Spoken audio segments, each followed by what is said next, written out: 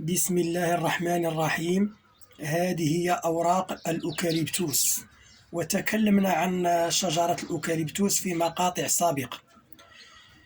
هذه الأوراق قلنا فيها منافع كثيرة جدا. في مقطع سابق قلنا أنه نقوم بتجفيفها هكذا ونقوم بتبخير البيت، وقلنا أن ذلك مفيد في طرد الهوام والحشرات وفي تعقيم البيت، ومفيد في مثل هذه الحالات ديال هاد الفيروسات الآن المنتشرة والبكتيريا وهذه الجائحة. في هذا المقطع غنتكلموا على استعمالات أخرى لأوراق الأوكاليبتوس. فقط يجب تحري الجودة، يعني يجب إحضار أوراق جيدة، يعني ليست فيها أوساخ ولا بكتيريا، يعني أوراق كما ترى.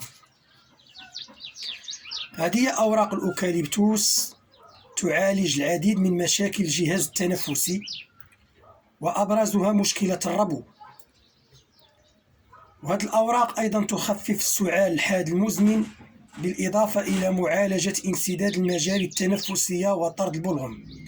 كيف ذلك؟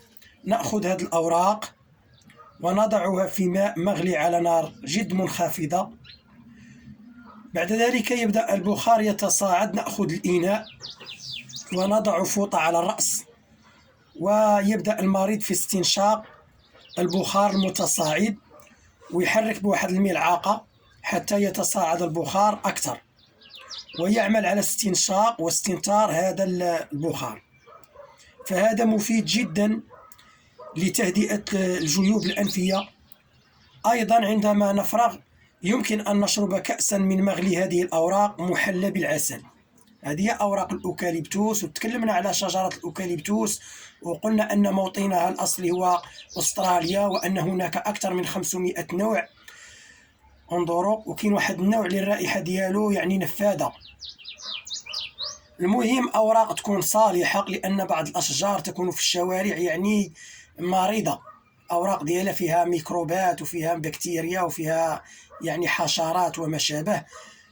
ولكن عندنا في البوادي أو في الغابة أو كذا نجد أشجار الأوكاليبتوس. أحيانا حتى في طرقات نجد أشجار جيدة أوراقها يعني صالحة للاستعمال.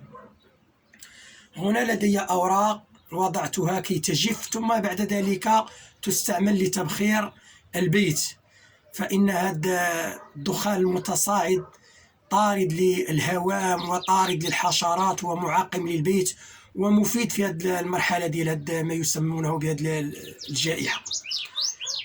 وصلى الله وسلم وبارك على سيدنا محمد وآله وصحبه.